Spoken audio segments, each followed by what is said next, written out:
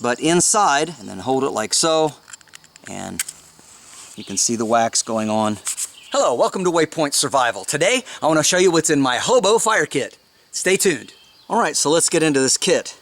And a big thank you to Sam, who sent me several really nice old tins, and this made a perfect tin for this Hobo Fire Kit. See a few things in here to begin with. First of all, we have a tallow candle. And stubs of candles were very commonly used. When they burnt down so far, you had to get them out of the candle holder or they'd get stuck from the wax dripping down. And so these stubs were very important. They also provide a little bit of light. You could use it as sealing wax to seal up leather, for instance. You could also use it, of course, for light, but being made from beef tallow, they were also edible in an emergency, so something that they would have had. And you can also use this for lubricating zippers, for coating a knife, anything you wanted to keep from rusting. So something like this would have been very, very important, and if a hobo could get his hands on one, he'd definitely have one or two or more. The next thing that you see is this small glass bottle. This has kerosene in it.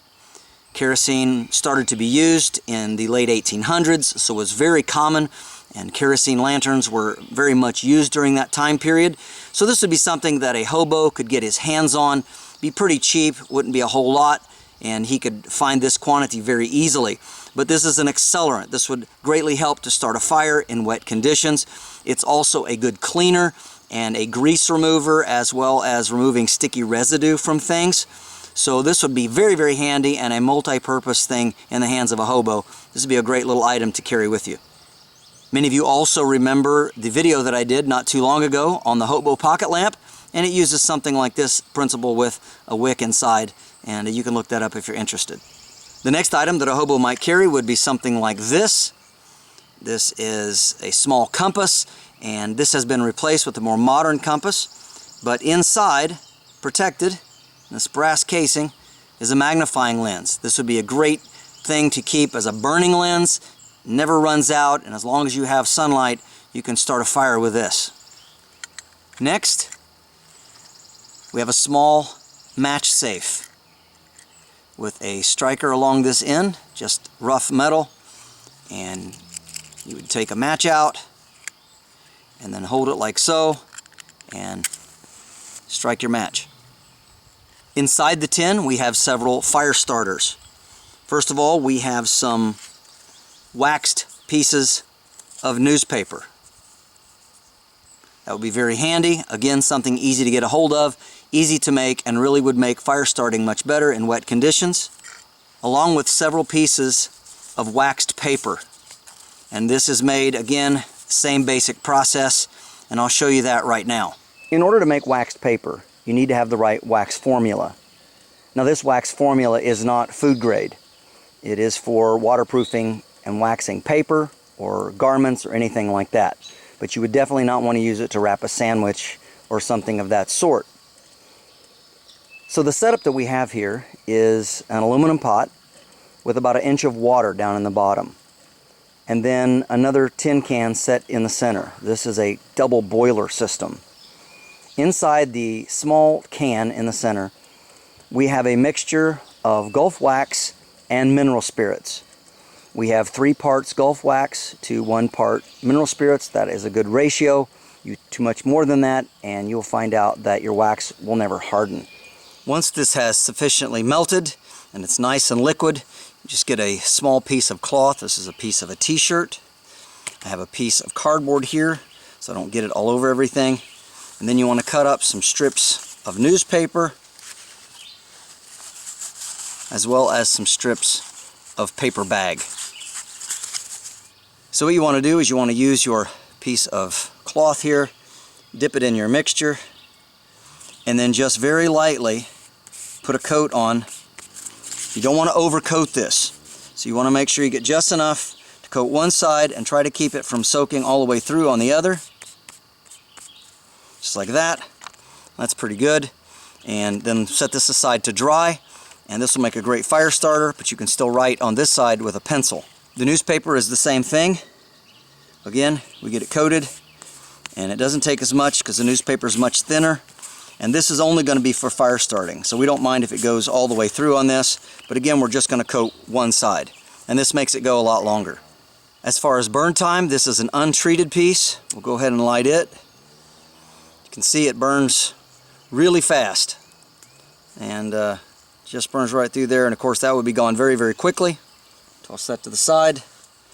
And then here's one of our pieces that we just treated. You can see it burns much, much better. Still burns really fast, but a much hotter flame. So we didn't hardly have time to get rid of that one. Alright, you got to be careful. This stuff goes up quick. Now, how about a regular piece of paper bag? Let's see how it lights.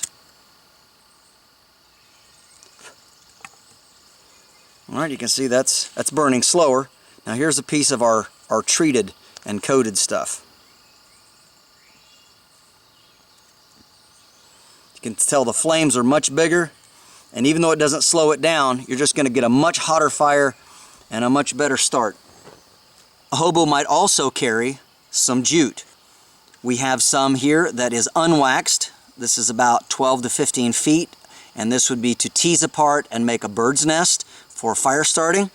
And then we have several about 3-inch pieces that are also dipped in that wax mixture, and these would make it much easier for fire starting as well. As a fire extender, you would simply take this and twist it apart like this, tease it open, and that would be very, very easy to start with a match, and it would extend your match, extend your fire, make it burn even hotter. And with this mixture, you could more than likely light this with a ferrocerium rod as well if you're into more modern fire starting methods. So here is the Hobo Fire Kit all laid out.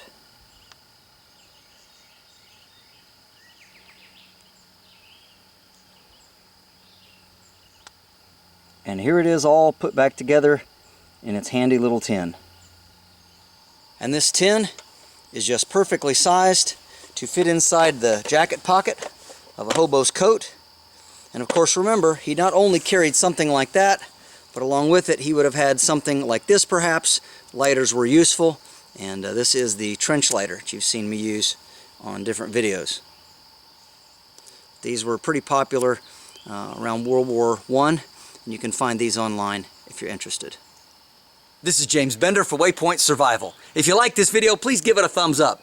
Also make sure and check out the links in the description box below just under the More button. While you're down there, you'll also find our waypointsurvival.com link. This is where you can sign up to take survival and bushcraft classes at our beautiful training facility here in Southern Ohio. And if you haven't already done so, please subscribe to the channel. We'd really appreciate it. And when you do subscribe, make sure and press that bell button so that you can stay notified of all of our upcoming videos, and we'll talk to you next time.